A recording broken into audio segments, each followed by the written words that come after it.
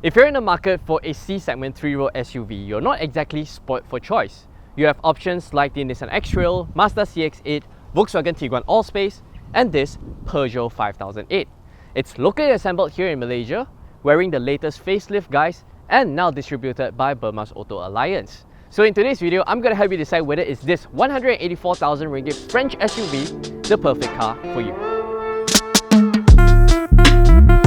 Data processing, industrialization, and the electronic impulses of the modern car.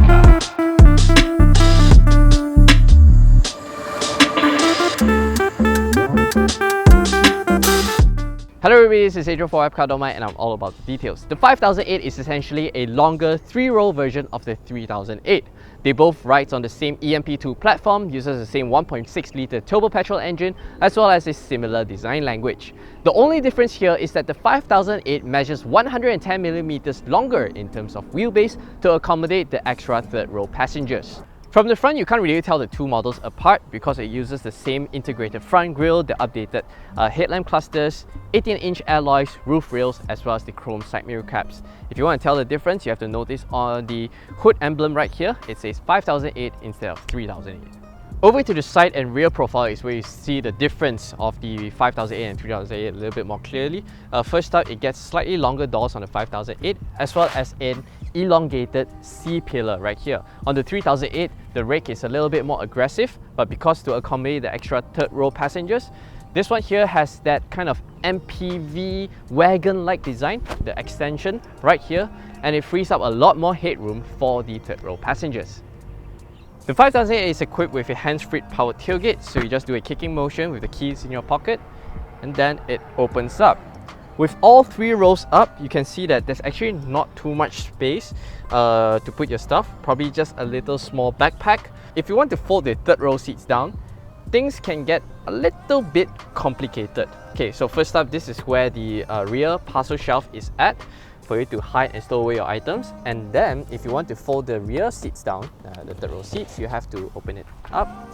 These two little parcel, which actually has a little bit of a storage space, so you can put in kind of longer items or like flat items underneath here. And then there's the red lever which you pull, and then the seats fold into the boot floor. Right, so after that, that's where you can remove this parcel shelf, and then you can pasang on top here. And then this parcel shelf cover hides away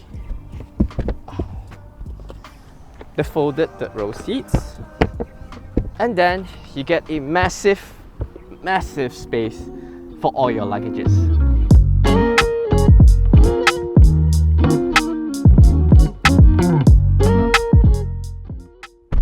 Stepping inside to the 5008, and you get the same exact layout as what you see in the 3008.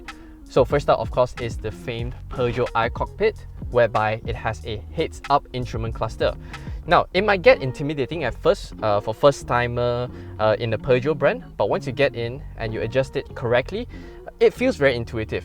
So what you want to do is that instead of the traditional looking through the steering wheel spoke in the traditional cars, in the Peugeot, what you want to do in the iCockpit design is that the top of the spoke is actually below, so you look over the spoke into the instrument cluster.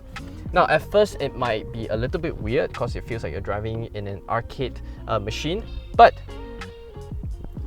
after a couple of hours, in fact minutes, you instantly get used to it, and it feels very natural because the small spoke steering wheel, as well as the clear reading on the instrument cluster, all comes in very intuitively after a couple of minutes.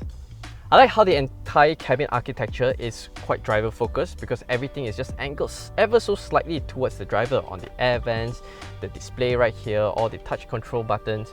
So it gives you a very snug feel, but it does not compromise in terms of the storage space and practicality in here. So first up, large size water bottle, the side door bins, a big pass. And if you have an extra water bottle which you don't know where to put, you can put it in the center console right here. It's able to house up to 11 liters of storage space. There's a little kind of velvet-like finish cover storage level here. But your water bottle goes right in, this goes back in here, and yeah, amazing. So the practicality in the Peugeot is top-notch compared to its other rivals in the same class.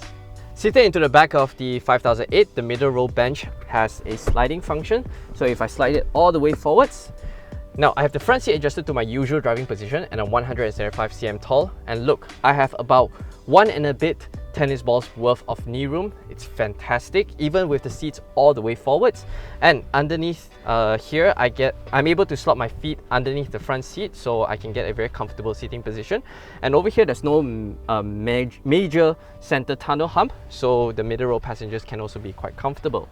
But if I were to just adjust it about here, which gives me enough space for the third row passengers as well as myself comfortable, I have about 3 tennis balls worth of knee room.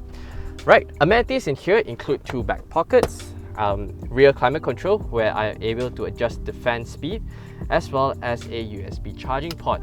Now I love this panoramic glass roof because it creates a very airy feeling in here, and it doesn't eat into the headroom. Look, I have about 1 tennis ball's worth of headroom. Right, let's see what's here. Here we get a rubberized platform for you to put your phone or loose items and whatnot.